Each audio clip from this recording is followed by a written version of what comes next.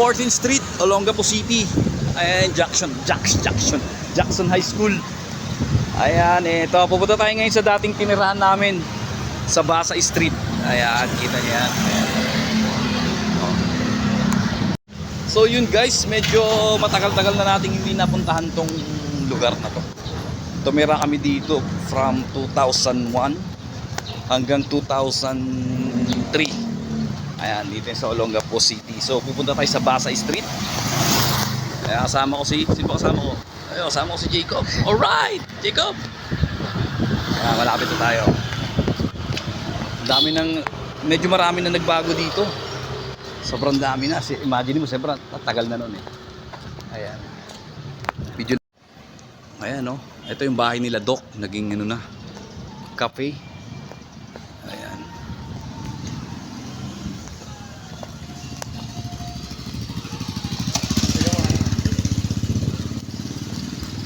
May junk shop na dito. Ito yung Basa Street. Ayan. Cob, dito kami tumira, malapit na. Makikita mo na. Dami na parking na sasakyan dito. Yung mga apartment yan pa rin siya. Ayan ako, naging basurahan naman na dito. Diyan dati may bahay dyan eh. Ay wala na, ang apartment 4, Basa Street. Wala na siya, ayun na siya oh. Ayan no. Ni-renovate na. Magiging ganyan na siya, soon to rise. Wala na. So wala na yung lumang building na tinirahan namin. Ayan na siya. Ano na siya? Ginagawa na siyang panibagong apartment siguro. Apartment type pa to. Proposed story multi-purpose building. Apartel.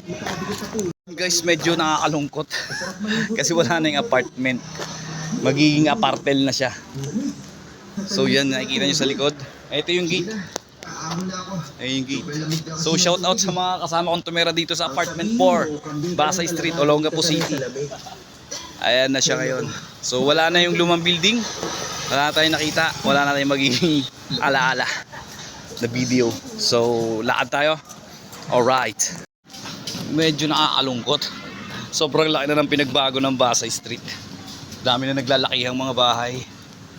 Kaya to, dito tayo Jacob. Pupuntahan natin yung Dad Goto Mami kinakainan namin. Paborito namin kainan ng Mami. Alright. Ito yung basketball court. Hindi ako nagkakamali. Naging na siya parang yan. Dati may basketball court dyan dati. Jump shop. Naging ba siya? Jump shop? Hindi. Parang mga ng mga sasakyan. So yun, wala na. Wala na tayong na-video ng pagbabalik tanaw. So nakakalungkot yun. Ito naman yung na yun. Mobiles na yun. Diyan dati yung gotohan. Wala na. Ito tayo sa harap pa yung dating Sweden KTV. Ano na siya, meron na siyang laundry shop. So wala na. 12th Street na to eh. 12th Street. Wala na yung Sweden. Naging na siya, lotohan. Loto outlet. Ay, hindi, meron pa rin.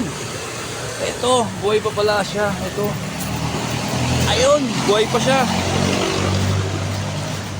Ito ng Sweden KTV bar. Ayan.